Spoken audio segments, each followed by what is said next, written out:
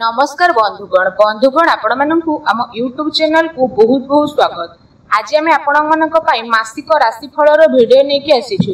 ये जो मासिक राशिफल ग्रहंकर चलन और गोचर को नहीं आधारित अटे से आधार में आपण कहबू ए मासटी आपणकर किपरि साब्यस्त हेबो ता सहित आपण क्यारियर भाग्य आपणकर बिजनेस रे प्रेम रे परिवार रे शिक्षा क्षेत्र रे व्यापारिक क्षेत्र रे कौन सब परिवर्तन देखा मिलिबो लव लाइफ आपणकर मैरिज लाइफ रे कौन सब बड़ बड़ परिवर्तन घटिबो कौन अशुभ ग्रहर प्रतिकार पाई आपण माने उपाय करिवे ता सहित वीडियो शेष रे जो प्रतिकार विषय में कहबू जहा को पालन करिबा द्वारा आपणक पई ए मासटी अत्यंत शुभमय रे कटि जिवो।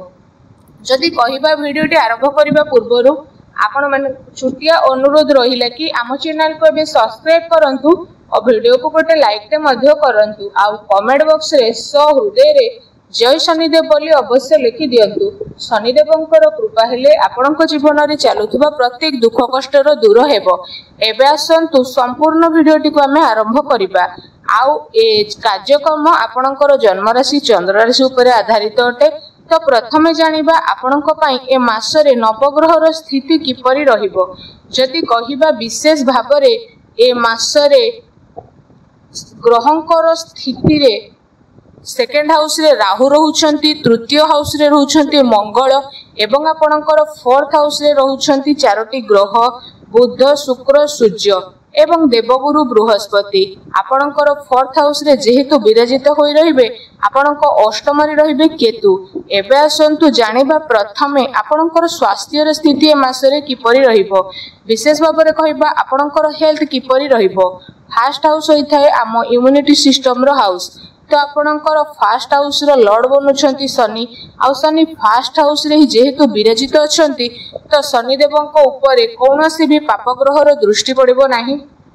ए कारणरू आपणकर स्वास्थ्य ए मासरे बहुत ही भल रहिबो एवं आपणकर पंचम घरर लॉर्ड मध्ये जेहेतु केंद्र रे विराजित रहिबे आ आपणक नाइन्थ हाउस रे लॉर्ड मध्ये त्रिकोण रे विराजित होई रहिबे। तो विशेष भाव में ए कारण रे आपणकर हेल्थ बहुत भल रहिबो। एबे आसंतु जानिबा विद्यार्थी मानक पई ए मासटी किपरि कटिबो। पंचम हाउस होइते विद्यार्थी मानक पई आ आपणक पंचम घरर लॉर्ड बनुछंती बुधदेव। बुधदेव आपणकर फोर्थ हाउस रे विराजित जेहेतु अछंती तो विशेष भाव में जदि आमे कहिबा पंचम भाग को गोचर करिवे तो विद्यार्थी पई गोटे खुशी रे कथा कि विद्यार्थी 14 तारीख को आपण पंचम भाग को प्रवेश करेंगे। 14 तारीख पर विद्यार्थी बहुत ही भल समय रहिबो। आ तापर जदि आपणकर एग्जाम किछि रही थाए तो एग्जाम रे मध्ये बहुत भल रिजल्ट आपनको देखिबा को मिलिबो। विद्यार्थी माने पाठ पढ़ा रे कोनोसी भी बड़ डिसीजन नेबा पई चाहुथले तो आपण से सब डिसीजन मध्ये विशेष भाव में नहीं परिबे। आपनको पई समय बहुत भल रहिबो कारण बुध जेहेतु निज घर को प्रवेश करिवे तो आपण गोटे कथार ध्यान रखंतु कि आपणकर पाठ पढ़ारे कोनोसी भी डिसीजन नेबा को चाहुथले आपण 14 तारीख पर नियंतु स्थिति भल रहिबो।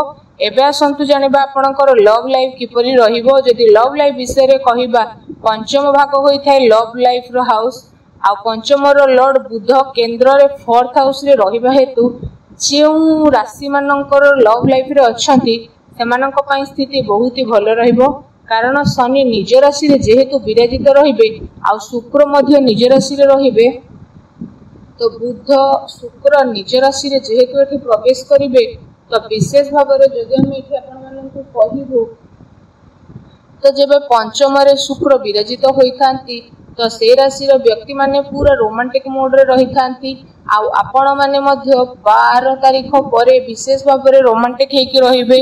बुध जेहेतु निज राशि रे विराजित हेबा हेतु आपणकर लव लाइफ रे कोनोसी भी समस्या पूर्वरु चालुथुला किंबा आपणकर लव लाइफ रे आर्गुमेंट चालू थिला बा चालुछि तो बुध देव जेबे निज घरे प्रवेश करिवे तो लव लाइफ रे रहिथिबा व्यक्तिंकर प्रत्येक दुख कष्ट रो दूर हेबो एवं आपणकर लव संपर्क पुणी थरे जोड़ी हेबा पई मध्ये लागिबो।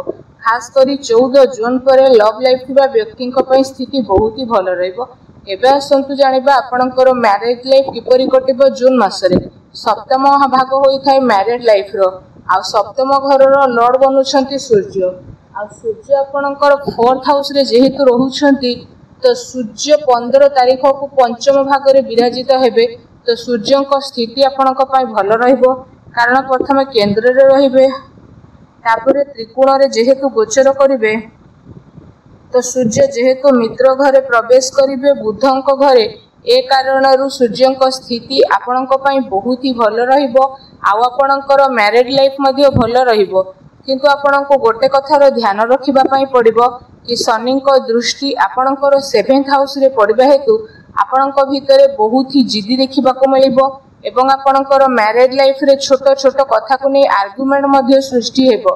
किंतु आ गोटे भल कथा हला कि आपणक मैरिड लाइफ रे कोनोसी भी बड़ समस्या आसीबो नाही कारण सूर्यंक स्थिति जेहेतु बहुत भल रहिबो 4th लॉर्ड शुक्रंक स्थिति बहुत भल रहिबो। तो जदि एठी विशेष भाव में आम आपण मानकु कहिबो तो राहु 2nd हाउस रे जेहेतु विराजित रहउछंती तो पानी को टिके आपण कंट्रोल रे रखंतु क्रोध रे आसे कि कोनोसी भी डिसीजन नियंतु नाही एवं कथावार्ता करबा समय रे विशेष सावधानतार सह कथावार्ता करंतु कारण राहु जेहेतु 2nd हाउस रे विराजित अछंती तो बाणी को बिगाड़ी मध्ये पारंती। विशेष करी ए कथा को ध्यान रे आपण रखि नियंतु। फ्रेंड्स एबे आसंतु जानिबा सबुठारो महत्वपूर्ण विषय रे आपणकर भाग्य कैरियर एवं व्यापार बिजनेस किपरि रहिबो ए मासरे। जदि कहिबा भाग्य स्थान होई थाए 9th हाउस आ कैरियर रो हाउस होई थाए 10th हाउस तो आपणकर 9th रो लॉर्ड बनुछंती विनेस माने शुक्र आ शुक्र देव 4th हाउस रे जेहेतु विराजित हेकि की रहिबे तो विशेष भाव में जदि कहिबा आपणकर भाग्य बहुत ही भल रहिबा को जाउछि। तापरे विशेष भाव में 9th हाउस जेहेतु आपणकर मजबूत हेबो तो विशेष भाव में आपणक पई गोटे खुशी कथा आसीबो ए मास तो आपणक पई भल नुह बहुत ही भल रहिबा को जाउछि कारण ग्रहंकर स्थिति अनुसार आमे एठी पूरा डिटेल्स रे आपणको कहूछु। आ आपणकर भाग्यर स्वामी जेहेतु केंद्र रे निज राशि रे रहिछंती पंचम हाउस रे प्रवेश करिवे मित्र राशि रे तो देखिबा को गले ए मास रे आपणकर भाग्य विशेष भाव रे एते साथ देबो जे आपण केबे भाबी मध्ये नथिबे। जदि आपण कोनोसी भी शुभ कार्य आरंभ करबे पई चाहुछंती तो आपण करि मध्ये नियंतु भाग्य आपनको साथ अवश्य देबो। आ जदि कोनोसी जगह रे धन इन्वेस्टमेंट करबा को चाहुछंती तो स्थिति भी आपनको पई बहुत भल रहइबो। कोनोसी भी डील मध्ये जदि करबा को चाहुछंती तो भी आपण करि परिबे भाग्य आपणकर जबरदस्ती साथ देबो। आउ जदि आपण ए मास रे कोनोसी भी शुभ कार्य आरंभ करबा को चाहुछंती तो भी करि नेबे भाग्यर साथ मिलिबो। ग्रहर स्थिति अनुसार मध्ये जदि कहिबा आपणकर भाग्य ए मास रे बहुत ही भल रहिबा पई जाउछि। एबे आसंतु जानिबा आपणकर कैरियर विषय रे माने आपणकर कार्य क्षेत्र किपरि ए मास रे रहिबो। आ आपणकर 10th लॉर्ड बनुछंती जेहेतु मंगल तो मंगल निज राशि रे बसिछंती 3rd हाउस रे तो विशेष भाव में कहिबा 10th हाउस रो कनेक्शन 3rd हाउस रो बनिबो।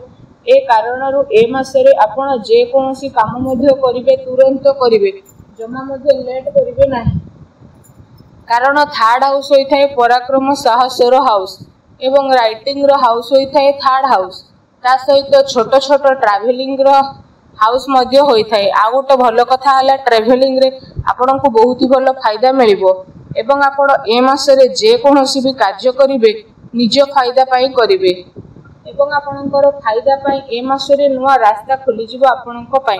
आउ जो माने टेक्निकल लाइन रे अछंती तो सेमानक पाई मध्ये स्थिति बहुत ही भल रहइबो।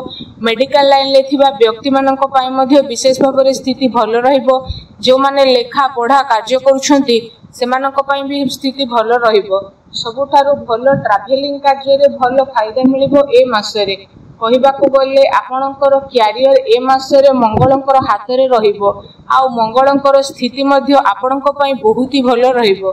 एही कारणरू आपणक पाई विशेष भाव रे आपणकर कैरियर ए मास रे जबरदस्त रहिबा को जाउछि। व्यापार और बिजनेस रो कथा कहिबा पई गले 7th लॉर्ड सूर्य केंद्र रे विराजित होई के रहिछंती तो व्यापार और बिजनेस स्थिति बहुत भल रहइबो। प्रतिटी स्थिति आपणक पई भल रहइबो। जहा भी काम करिवे से सबुर आपणको शुभ फल प्राप्त हेबो। एबे आमे आपण मानक पई किछि प्रतिकार नै के आसीछु। प्रतिकार विषय रे जदि कहिबा आपण प्रत्येक दिन पक्षी माननकु किछि ना किछि दाना खाइबाकू दियंतु घरर ईशान कोणरे घी दीप जलातु देखिबे समय आपणक पई बहुत ही भलो रहइबो वीडियोटी केमति लागला हमकु कमेंट करके जणातु चैनल नुआ आसले चैनल को सब्सक्राइब करंतु धन्यवाद।